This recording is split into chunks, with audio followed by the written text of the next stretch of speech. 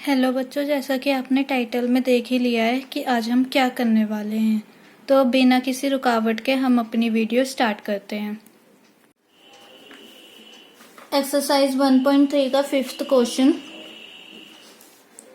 Find the product using suitable properties. अब ये जो हमें एच पार्ट दे रखे हैं इस 5th क्वेश्चन के, उनमें हमें जितनी भी हमने पीछे प्रॉपर्टीज पढ़ी थी वो सारी प्रॉपर्टीज लगा के इनका जो प्रोडक्ट वाली प्रॉपर्टीज पढ़ी थी ना, मल्टीप्लाई वाली, वो प्रॉपर्टीज लगा के हमें इन क्वेश्चनों को सॉल्व करना है।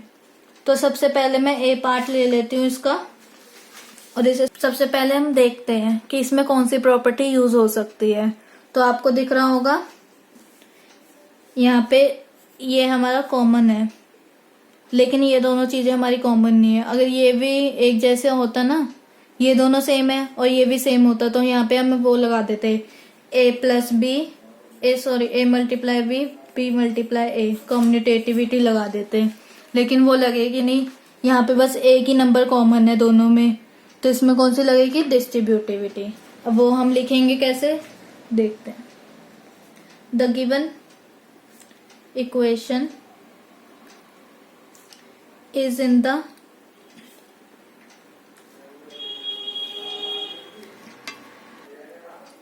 form of distributive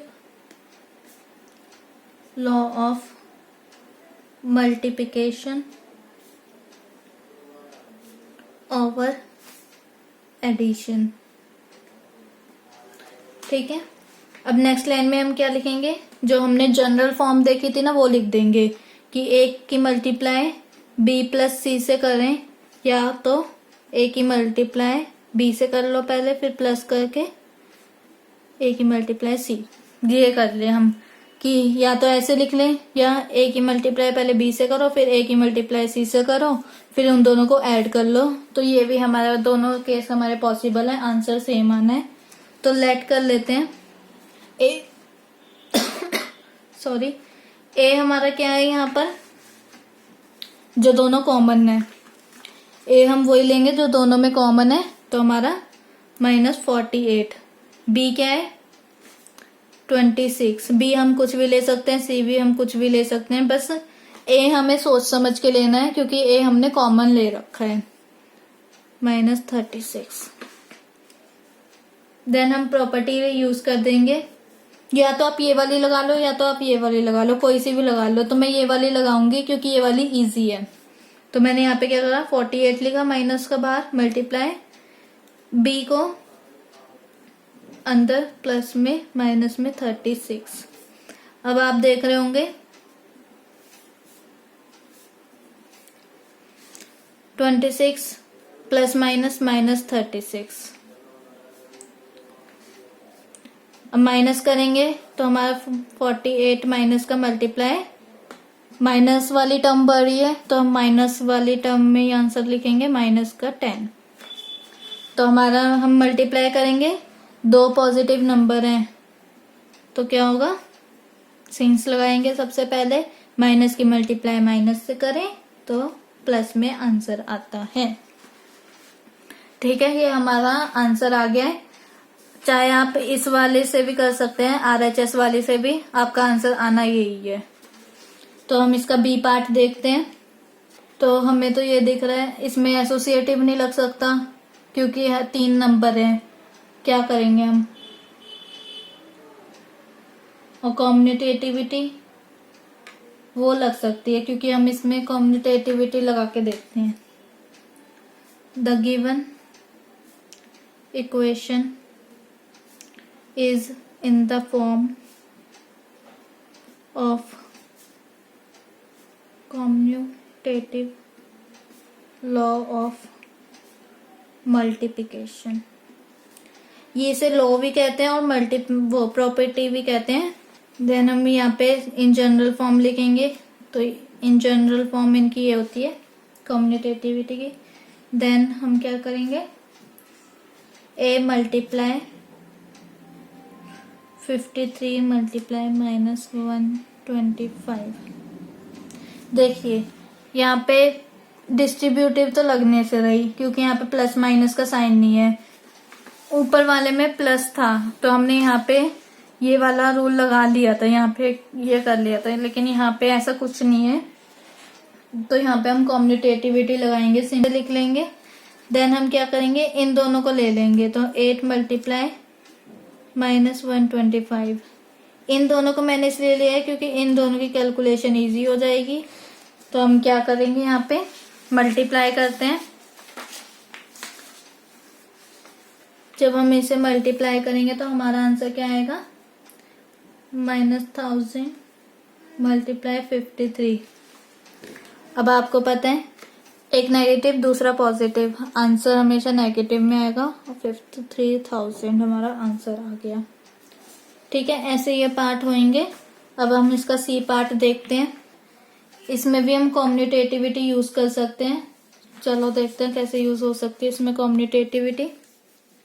सबसे पहले the given equation is in the form of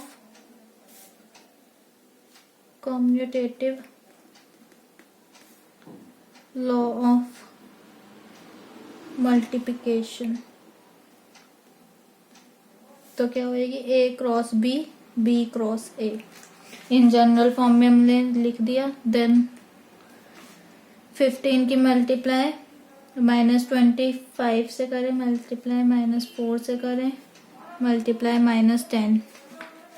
अब आप यहाँ पे ये भी देख सकते हैं, इससे एक अंदाजा लग जाएगा हमारा कि हमारा जो लास्ट में आंसर आएगा वो पॉजिटिव आएगा या नेगेटिव आएगा।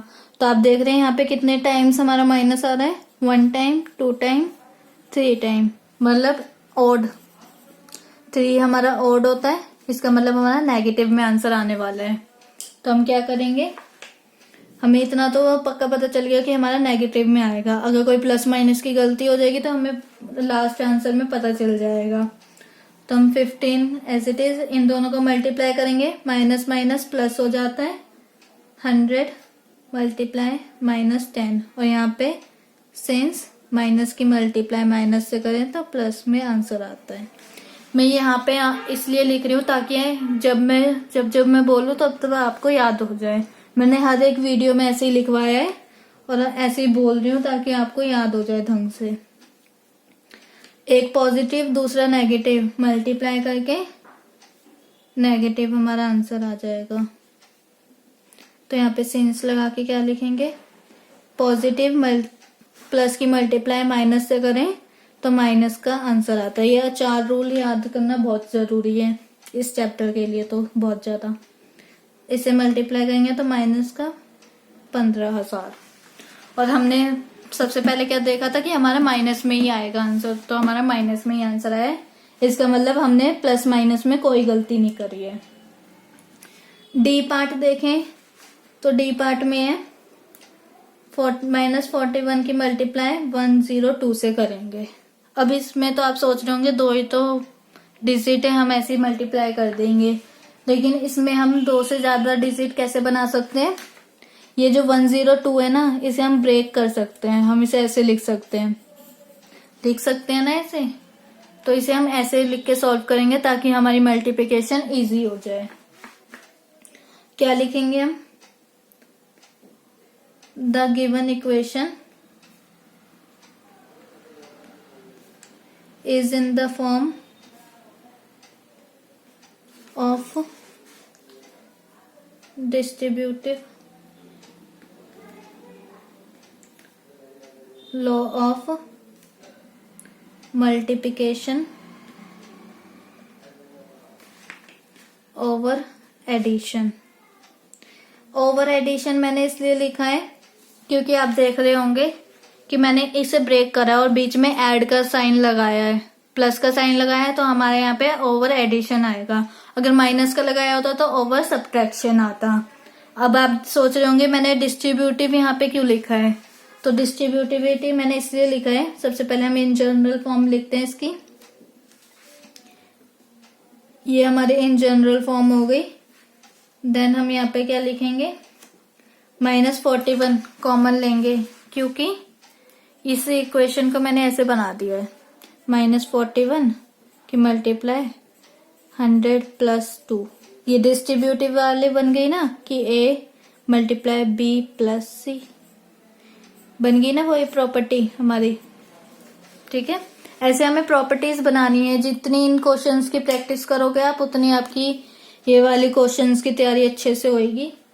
तो यहाँ पे -41 मल्टीप्लाई 100 प्लस 2। सबसे पहले अंदर वाला सॉल्व करते हैं, ब्रैकेट वाला। तो 102। तो आप सोच रहे होंगे मैंने ऐसा करा ही क्यों, अगर मैंने सिंपल यही मल्टीप्लाई करना तो अगर आप इस वाले मेथड से करोगे ना तो आप कैसे करते, -41 मल्टीप्लाई 100 प्लस 2। तो -41 की मल्टीप्लाई 100 से करते, प्लस में -41 की मल्टीप्लाई 2 से करते। तो हमारा जब इसकी मल्टीप्लाई करते और इसकी अलग से मल्टीप्लाई करते, मैं पीछे बड़ा बड़ा लिख के दिखा देती हूँ। -41 की मल्टीप्लाई 100 से, फिर प्लस लगाते बीच में, और -41 की मल्टीप्लाई 2 से। ये डिस्ट्रीब्यूटिविटी लो हो गया हमारा। अब इसे मल्टीप्लाई करेंगे तो ये हमारा आएगा, और प्लस माइनस में 41 को 2 से मल्टीप्लाई करा तो 82।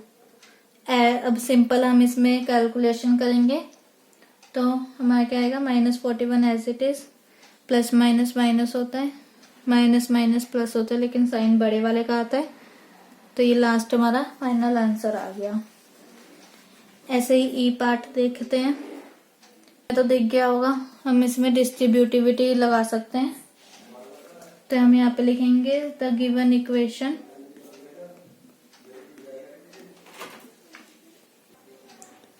Is in the form of distributivity, distributive law of multiplication over addition.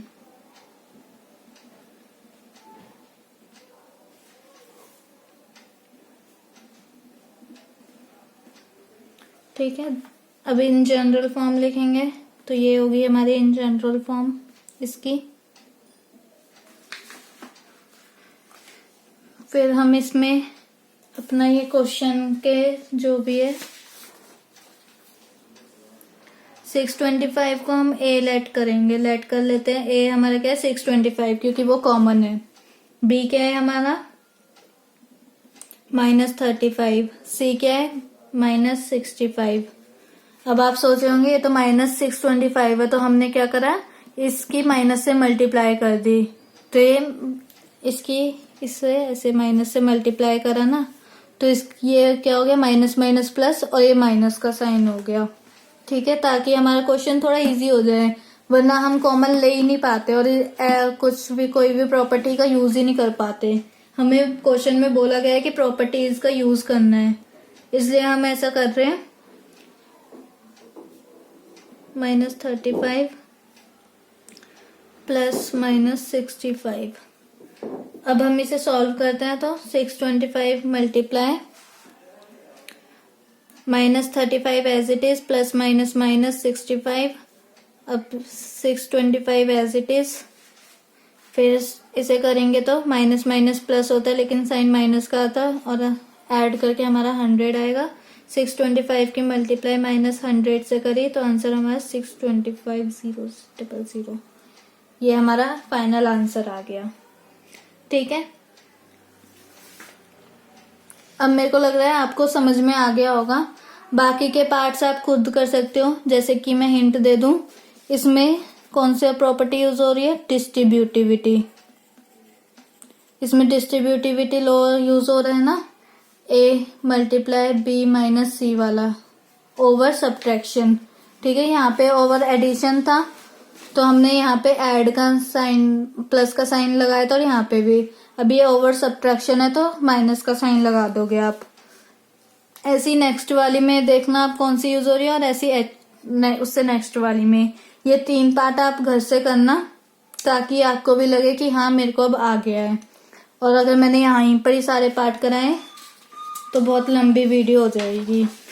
6th question है हमारा, a certain freezing process requires that room temperature be lowered from 40 degree Celsius at the rate of 5 degree Celsius every hour. What will be the room temperature 10 hours after the process begins?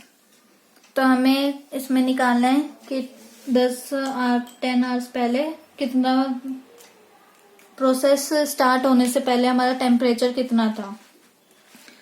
तो हम इसमें करते हैं 6th question. From the question it is given that, हमें question में क्या given है पहले वो देखते हैं। Let us take the lower temperature, हमने ये तो देखा है ना, जो इतना कम टेम्परेचर होता है तो उसे हम माइनस में शो करते हैं, तो एज नेगेटिव, हम नेगेटिव टेम्परेचर लेंगे। इनिशियल टेम्परेचर इक्वल्स टू में 40 डिग्री सेल्सियस, और change in temperature per hour -5 degree Celsius, change in temperature after 10 hours. 5 की मल्टीप्लाई हम 10 से कर देंगे तो हमें पता चल जाएगा कि 10 आवर्स पहले हमारा टेम्परेचर कितना था, -50 डिग्री सेल्सियस। ठीक है, नेक्स्ट लाइन में हम लिखेंगे the final room temperature after 10 hours of freezing process equals to में 40 degree Celsius plus -50 degree Celsius. इसमें मैंने प्लस इसलिए लगाया क्योंकि यहाँ पे हमें फाइनल पूछा था, तो फाइनल हम कैसे निकालेंगे, जितना हमारे पास था उसमें हम ऐड कर देंगे जितना चेंज हुआ है टेम्परेचर, तो हमारा क्या आ जाएगा -10 डिग्री सेल्सियस, वो रूम टेम्परेचर है। ठीक है, ये हमारा 6th क्वेश्चन कंप्लीट हुआ। अब 7th क्वेश्चन देखते हैं हम। 7th क्वेश्चन है, in a class test containing 10 questions 5 marks are awarded for every correct answer and -2 marks are awarded for every incorrect answers and 0 for questions not attempted। इसका मतलब है कि एक क्लास में एक टेस्ट हो रहा है जिसमें 10 क्वेश्चंस है, अगर जिसने करेक्ट आंसर दिया है उसे 5 नंबर मिल जाएंगे, जिसने इनकरेक्ट दिया उसे -2 में हो जाएगा, और जिसने मतलब आंसर ही नहीं दिया उसको उस क्वेश्चन में 0 मिल जाएगा। तो ये 3 पार्ट हमें दे रखे हैं, इसने हम सॉल्व करते हैं। पहला पार्ट है Mohan get 4 correct 6 incorrect, what is his score. हमें इसके स्कोर बताने हैं, हमें ये बता दिया कि इतने उसने सही करे हैं इतने गलत करे हैं, अब ये बता दो अब उसके नंबर कितने हैं। तो हम देखते हैं कितने नंबर आए हैं। 7th का first part, from the question marks awarded for 1 correct answer, ये हमें क्वेश्चन में गिवन है, तो जो पहले गिवन होता है वो लिखते हैं हम अपने आंसर में, इक्वल्स टू में 5, then total marks awarded for 4 correct answer. अब हमें पता है मोहन ने 4 करेक्ट आंसर दिए, तो हम 4 की मल्टीप्लाई 5 से कर देंगे तो हमें पता चल जाएगा कि उसने कितने मार्क्स ऑब्टेन करे करेक्ट आंसर्स में। ठीक है, ये हमारा आ गया। फिर हम क्या लिखेंगे, उसने जितने रॉन्ग दिए उसका निकालेंगे, marks awarded for 1 wrong answer अगर एक रॉन्ग का है तो -2 से मिलते हैं। Then total marks awarded for 6 wrong answers कितना होगा? जब उसमें -2 की मल्टीप्लाई 6 से कर देंगे तो हमारा ये आंसर आ गया। देन हमसे पूछा उसने स्कोर कितने करे हैं, तो हम टोटल निकालेंगे ना, इसका मतलब तो टोटल कैसे निकलेगा? Therefore total score obtained by Mohan equals to में टोटल बोला है तो हम ऐड करेंगे -12, तो हमारा कितना आया? 20 - 12 प्लस माइनस माइनस होता है 8 उसका स्कोर है। ठीक है, किसका है? ये मोहन का स्कोर है। अब सेकंड पार्ट में हमसे बोला गया है Reshma get 5 correct answers and 5 incorrect answers, what is her score. अब इसके स्कोर बताते हैं हम। उसने 5 सही दिए हैं, 5 गलत दिए हैं। तो from the question marks awarded for 1 correct answer, अगर एक करेक्ट आंसर है तो कितने मार्क्स मिल रहे हैं? 5। Then total marks awarded for 5 correct answer, उसके 5 सही थे, तो हम 5 को 5 से मल्टीप्लाई कर देंगे तो आंसर कितना आ जाएगा? 25। और नेक्स्ट लाइन में क्या लिखेंगे? Marks awarded for 1 incorrect answer कितना था? -2।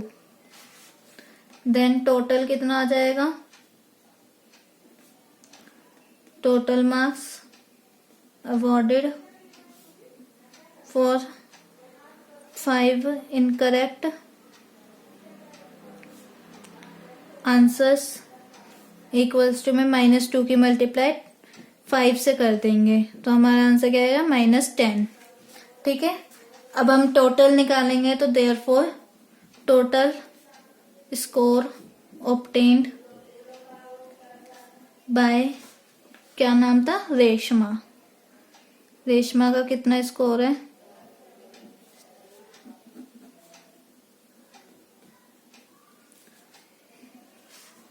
25 उसके सही थे, एड 10 उसके गलत निकले, तो क्या होएगा? प्लस माइनस 15 उसने स्कोर किया है। रेशमा के 15 स्कोर है, मोहन का 8 है। अब थर्ड पार्ट में हमें क्या बोला है? Heena get 2 correct answers and 5 incorrect answers out of 7 questions she attempt, what is her score. उसने 7 ही करे हैं 10 में से, तो 3 क्वेश्चन में उसे 0 मिला है क्योंकि उसने अटेम्प्ट ही नहीं करे। तो हम कैसे लिखेंगे इसमें?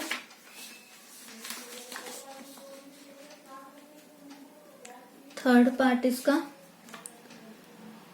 From the question marks awarded for 1 correct answer equals to में 5। Then total marks awarded for 2, उसने 2 करेक्ट आंसर दिए ना, तो 2 करेक्ट आंसर्स के लिए उसके लिए हम क्या करेंगे? 5 को 2 से मल्टीप्लाई कर देंगे, तो हम उसने कितने करे? 10 नंबर उसे मिले हैं सही आंसर्स के लिए। फिर नेक्स्ट लाइन में लिखेंगे marks awarded for 1 incorrect answer -2, then total marks awarded for, कितने उसने इनकरेक्ट करे थे? 5 incorrect answers,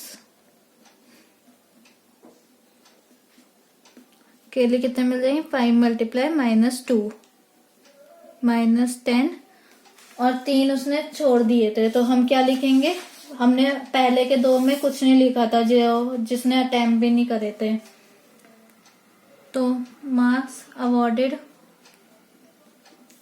for questions not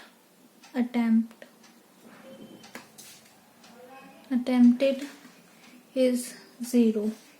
तो हमारा टोटल स्कोर क्या आ गया, टोटल स्कोर ऑब्टेन्ड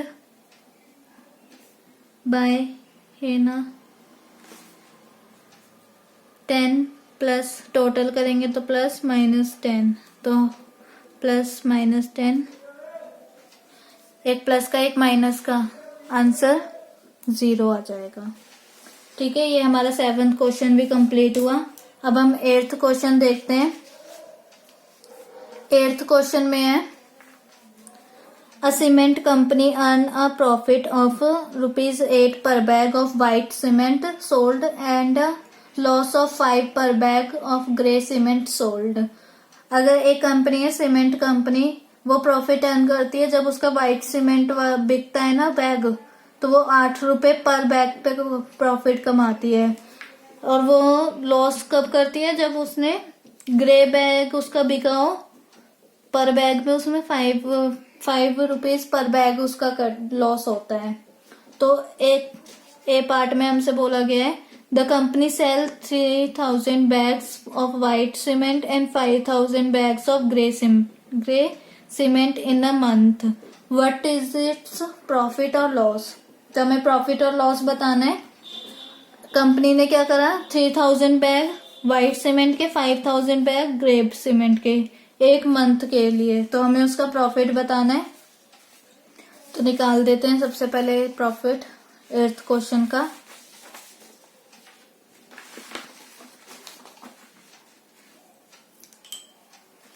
एट्थ का A part, we denote profit, profit को तो हम हमेशा पॉजिटिव में ही शो करते हैं, पॉजिटिव इंटीजर, एंड लॉस को हम कौन से में शो करेंगे, इन नेगेटिव इंटीजर।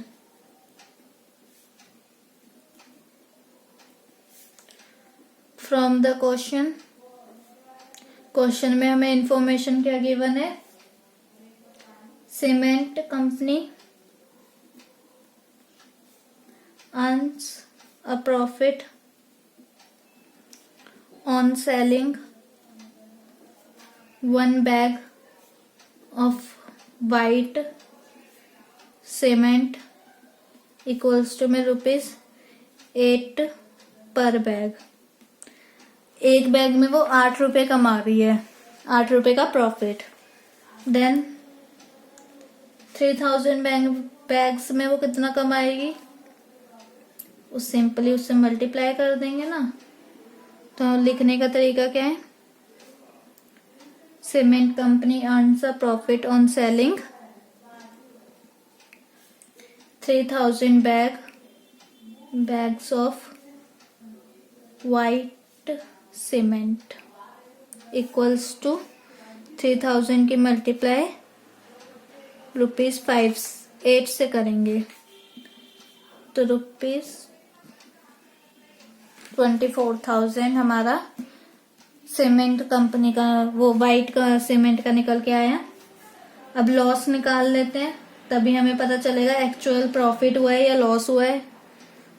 तो loss on selling 1 bag of grey cement equals to में -5 पर बैग। -5 इसलिए लिया है क्योंकि हमने ऊपर ही बता दिया है चेकर को कि हम जो लॉस है उसे हम माइनस में लेंगे, जो प्रॉफिट है उसे हम प्लस में लेंगे। Then loss on selling 5000 bags of grey cement equals to में 5000 मल्टीप्लाई बाय ₹5 से मल्टीप्लाई कर देंगे, तो हमारा निकल के आ जाएगा 25,000, लेकिन माइनस का।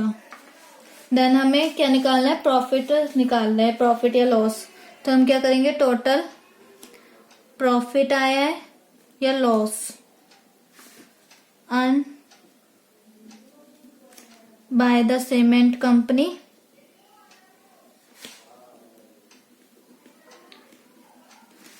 जो प्रॉफिट आया उसे हम ऐड, प्रॉफिट में लॉस को ऐड करेंगे तो हमारा आंसर आ जाएगा, हमें पता चल जाएगा कि हमारी कंपनी ने प्रॉफिट अर्न करा है या लॉस हुआ है उसे। तो उसने 1,000 का नेगेटिव में आया ना, तो 1,000 का उसने लॉस हुआ है उसे। तो क्या लिखेंगे, 10 a loss of 1,000 will be incurred by the company. Company को 1,000 का नुकसान हो गया। ये एक मंथ की थी। अब इसका बी पार्ट देखते हैं।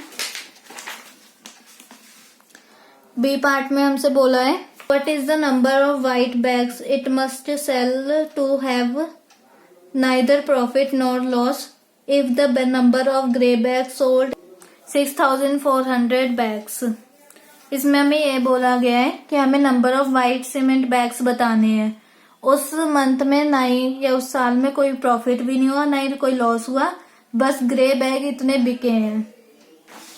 तो हम क्या करेंगे, हमें वो कॉस्ट तो बताई रखी थी कि 8 रुपए मिल रहे हैं वाइट बैग को सोल्ड करने पे और 5 रुपए का लॉस हो रहा है जब हम ग्रे बैग को सोल्ड कर रहे हैं, सेल कर रहे हैं। तो क्या लिखेंगे, we denote profit in positive integer और लॉस इन नेगेटिव इंटीजर। ठीक है। देन फिर हम नेक्स्ट लाइन में क्या लिखेंगे, from the question cement company earns a profit on selling 1 bag of white cement. अगर वो 1 बैग सोल्ड कर रही थी किसका, वाइट सीमेंट का, तो उसे 8 पर बैग में प्रॉफिट मिल रहा था। और हम लेट क्या करेंगे कि उसने इतने नंबर्स ऑफ बैग बेचे हैं वाइट सीमेंट के, तो let the number of white cement bags will be x।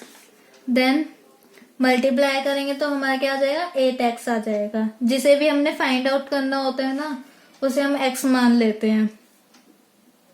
Cement company earns a profit on selling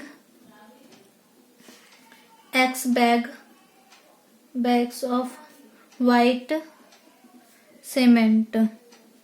ठीक है। तो हम क्या करेंगे, 8 की मल्टीप्लाई x से कर देंगे तो हमारा क्या आ जाएगा, 8x। देन फिर हम क्या लिखेंगे, loss on selling 1 bag of grey cement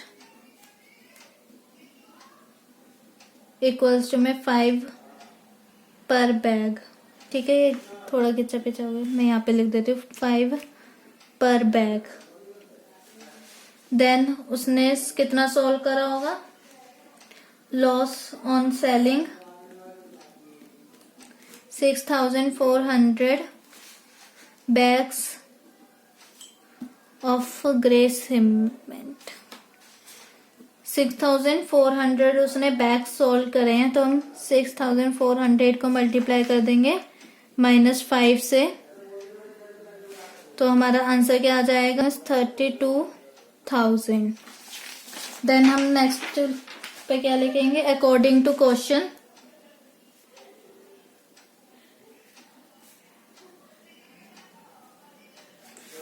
company must sell to have neither profit. इस बार कंपनी को ना ही प्रॉफिट हुआ और ना ही लॉस हुआ, तो क्या आया होगा, प्रॉफिट प्लस लॉस कितना आया होगा, 0। तो 8x प्रॉफिट है हमारा, प्लस -32,000 हमारा लॉस है। जब हम इसे 32,000 को इधर ले जाएंगे इक्वल्स टू की दूसरी साइड, तो हमारा ये पॉजिटिव में आ जाएगा। तो हम यहाँ पे क्या लिखते हैं, by sending -32,000 from LHS to RHS it becomes 32,000। Sign change हो जाता है, तो 8x इक्वल्स टू में 32,000 और x इक्वल्स टू में 32,000, ये मल्टीप्लाई में तो उधर जाके डिवाइड हो जाएगा, तो x की वैल्यू आ जाएगी हमारी 4,000। ठीक है, हेंस हमें यही क्वेश्चन में पूछा गया था, उसने व्हाइट सीमेंट के कितने बैग्स बेचे थे, नंबर ऑफ बैग्स कितने बेचे थे व्हाइट सीमेंट के, तो वो हमने निकाल दिया 4,000 नंबर ऑफ बैग्स उसने व्हाइट सीमेंट के बेचे थे। तब उसका ना ही कोई प्रॉफिट आ रहा था और ना ही कोई लॉस हो रहा था, नाइदर प्रॉफिट नॉर लॉस। पीछे वाले से तो सही है, वरना फर्स्ट पार्ट में उसे लॉस हो गया था। देन 9th क्वेश्चन हमारा लास्ट क्वेश्चन है इस एक्सरसाइज का। इसमें पूछा है, replace the blank with an integer to make it is a true statement. हमें ये बताना है ट्रू स्टेटमेंट कैसे बन सकती है, डैश वाली टर्म्स को हमें निकालना है। तो ऐसा क्वेश्चन हमने पीछे भी करा था, जिसमें हमने मिसिंग टर्म्स को एक्सरसाइज 1.2 में मिसिंग टर्म्स को हमने क्या लेट कर लिया था, ए। तो यहाँ पे भी हम क्या करेंगे, let us assume the missing term missing integer will be x। ठीक है, तो हम क्या लिखेंगे यहाँ पे, -3 हमें क्वेश्चन में दिया है, मल्टीप्लाई बाय x, डैश की जगह x लगा देंगे, 27 इक्वल्स टू में x, ये मल्टीप्लाई में उधर जाके क्या हो जाएगा, डिवाइड में। तो हमारा x की वैल्यू क्या आ गई, -9। ठीक है, अब इसमें हम इससे नीचे क्या लिखेंगे, लेटस। अब हमने निकाल दिया तो सब्स्टिट्यूट भी हम ही करेंगे, वरना नंबर कट जाते हैं, कि हमने बस निकाले तो है। Value of x in the place of blank, तो क्या है, -3 मल्टीप्लाई बाय -9 इक्वल्स टू में 27। और ये हमें दिख रहा है, दो नेगेटिव नंबर की मल्टीप्लाई करते हैं, दो नेगेटिव इंटीजर्स की अगर हम मल्टीप्लाई करते हैं तो आंसर पॉजिटिव इंटीजर आता है। अब इसका बी पार्ट देखते हैं, चाहे आप यहाँ पे लिख सकते हैं, सिंस माइनस की मल्टीप्लाई माइनस से करें तो प्लस आता है आंसर। बी पार्ट है इसका, let us assume the missing integer will be x। तो 5 की मल्टीप्लाई हमने x से करी तो हमारा 35 आ रहा है माइनस का, तो x की वैल्यू कितनी आ गई, -35 डिवाइडेड बाय 5, इधर मल्टीप्लाई का तो इधर डिवाइड में हो जाएगा, x की वैल्यू आ गई -7। ठीक है, अब हम क्या करेंगे, यहाँ पे लिखेंगे let us substitute the value of x in the place of blank. ठीक है, तो हम क्या करेंगे, -5 मल्टीप्लाई बाय -7 इक्वल्स टू में -35। और आप यहाँ पे सेंस में क्या लिख सकते हैं, प्लस की मल्टीप्लाई माइनस से करें तो आंसर माइनस में आता है। नेक्स्ट पार्ट देखें इसका 9th का, C part, let us assume that the missing value will be x।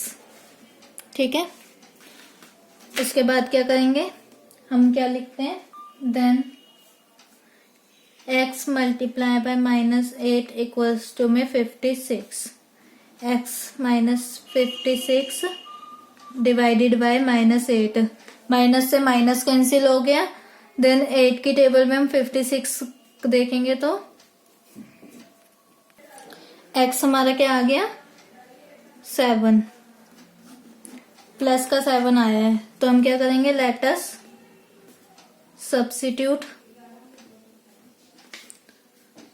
The value of x,